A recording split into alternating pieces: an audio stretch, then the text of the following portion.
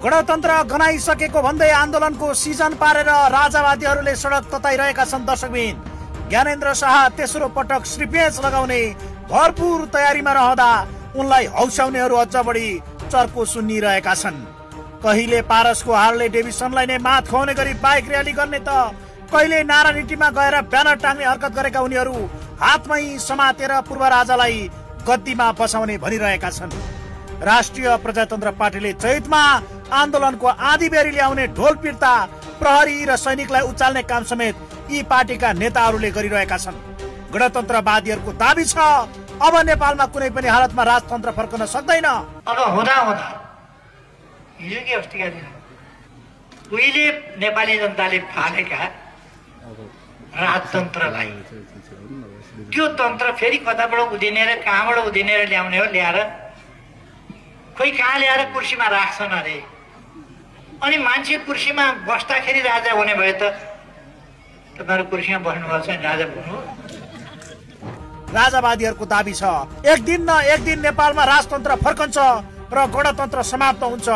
त्यो दिन आइसक्यो। अहिले यही मौकामा उग्र राजावादी भएर केही पात्र जुर्मुराएका छन्। एक, ज्ञानेन्द्र शाही। राजा हुने सपना साचिरहेका पूर्व राजासँग छेउटुप्पो मिलाउँदा नाम समेत उस्तै भएका ज्ञानेन्द्र शाही चर्को राजावादी हुन्। अभियन्ता हुँदै राप्रपाबाट चुनाव जितेका शाही विशेषतः सामाजिक सञ्जालमा छाइरहने भाइरल पात्रका रूपमा परिचित छन्। उनी कुनै समय भ्रष्टाचार विरोधी अभियन्ताका रूपमा परिचित थिए। भ्रष्टाचारका फाइल हातमा लिने युट्युबरलाई सँगै लगेर चर्को चर्को आवाजमा बोले उनी सांसद हुँदा समेत त्यसबाट माथि उठ्न सकेका छैनन्। फागुन 25 मा पूर्व राजालाई स्वागत गर्न विमानस्थल जान निमन्त्रणा गर्दै आएका उनी त्यही दिन राजालाई नारायणहिटीमा भित्राउने सपना देखिरहेका छन्। राष्ट्रिय एकता, मुलुकको इज्जत र प्रतिष्ठाका लागि राज संस्था अपरिहार्य रहेको बताउने उनलाई पूर्व राजा ज्ञानेन्द्रलाई भन्दा बढी तातो लागिरहेको छ। जुन दिनदेखि तपाईलाई भित्री आत्मादेखि यो देशको राज संस्था तपाईँलाई विजय प्राप्त गर्छ त्यो दिन राज संस्था राष्ट्रवादी भन्नुहोस्, राजावादी भन्दा पनि राष्ट्रवादी। राजा सबको साझा हो, कुनै दलको होइन, कुनै पार्टीको होइन। यति विकराल गर्ने अनि जनतालाई के भने यो त लोकतन्त्र हो। नम्बर 2, दुर्गा परसाई। केपी शर्मा ओली र पुष्पकमल दाहाल प्रचण्डलाई चरेसको थालमा भात खुवाएर चर्चामा आएका मेडिकल माफिया दुर्गा परसाई अहिले राजावादी छन्। मेची पुलमा ज्ञानेन्द्रलाई लगेर आफ्नो अभियान सुरु गरेका उनी अराजकताको नमुना हुन् भने उनको अभियानले आर्थिक अराजकताकै अवस्था सिर्जना गरेको छ। जहाँ राप्रपालाई एमालेको हली भन्ने यिनी अहिले त्यही राप्रपाको सभामा समेत देखिन थालेका छन्। बोलीमा नियन्त्रण नहुँदा बेला बेला हिरासत पुगिरहने उनी हजुरबा ओली र प्रचण्डलाई देखाइदिने पक्षमा छन्।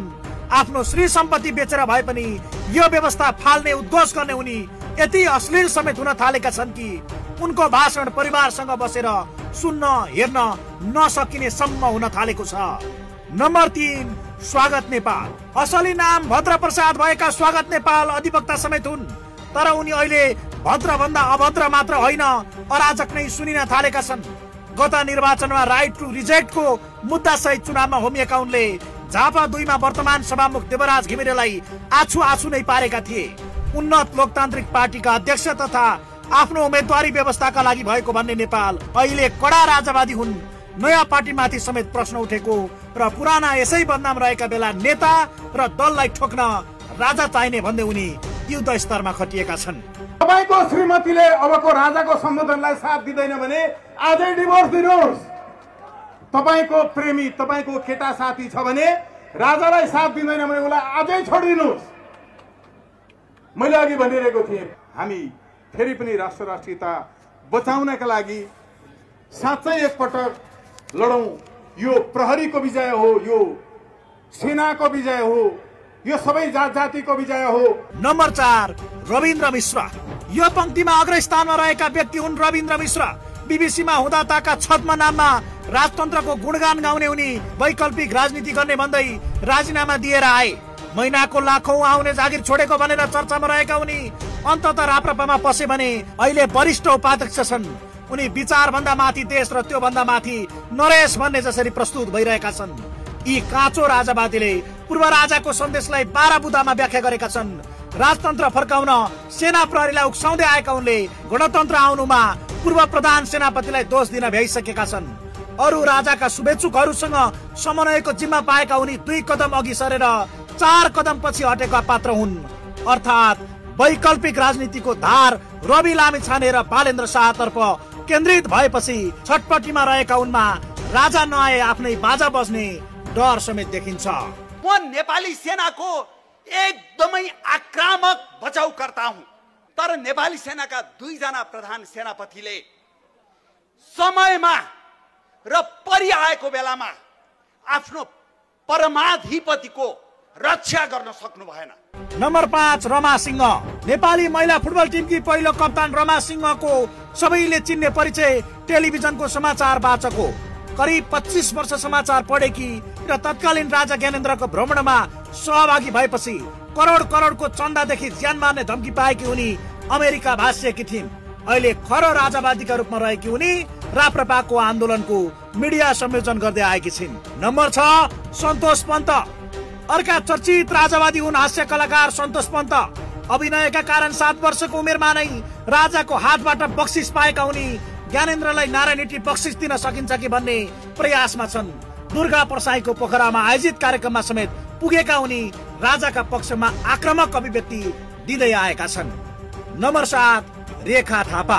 फिल्म निर्माता तथा अभिनेत्री रेखा थापा पनि चर्को राजावादी हुन्।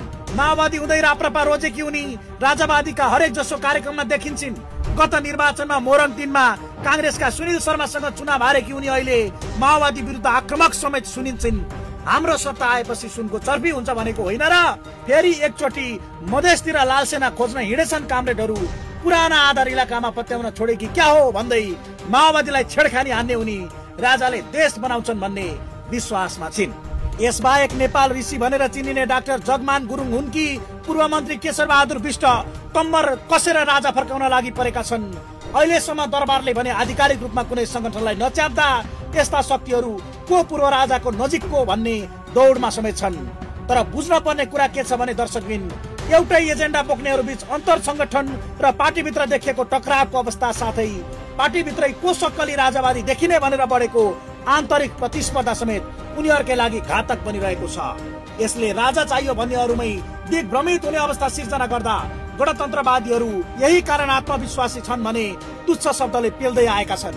त्यस्तै कस्ताको काँधमा चढेर पूर्व राजा फर्किने सपना देख्दैछन् भन्ने यसले प्रश्न पार्दा आजै फर्किन्छन् या भोलि नै भन्ने राजावादीको उत्साह मनोविलासको बहस भन्दा माथि नभएको प्रश्न छ।